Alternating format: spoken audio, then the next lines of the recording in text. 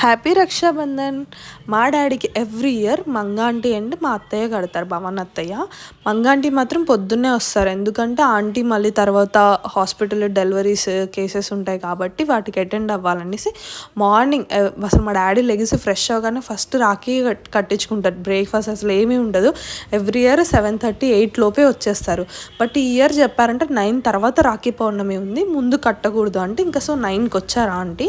ఇంకా రాగానే మమ్మీ అన్నీ అరేంజ్ చేసి ఇచ్చారు, దీపారాధన అవన్నీ. ఈరోజు అందులో ఒకటి శ్రావణ శుక్రవారం కాబట్టి మేము కూడా అందరం ఫ్రెష్గా రెడీ అయ్యి ఉన్నాం ఆంటీ కోసం వెయిట్ చేస్తూ. అండ్ డాడీకి కట్టి, డాడీకి మాత్రం ఆంటీ పూర్ణం చేసుకొని వచ్చారనమాట. అండ్ మా మమ్మీ కోసం అయితే పక్కా వచ్చినప్పుడల్లా స్వీట్ ఖచ్చితంగా తీసుకొస్తారు, ఎందుకంటే మా మమ్మీకి స్వీట్ చాలా ఇష్టం. సో పరవన్నం అని పులిహోర చేశారు, మమ్మీ మాత్రం ఆంటీ కోసం వడ చేశారు. అంటే వచ్చి బ్రేక్ఫాస్ట్ చేసి వెళ్తారని మమ్మీ ఏదో ఒకటి చేస్తారనమాట. ఇంకా మమ్మీ ఆంటీకి శారీ పెట్టి బొట్టు పెట్టి పంపించారనమాట. థ్యాంక్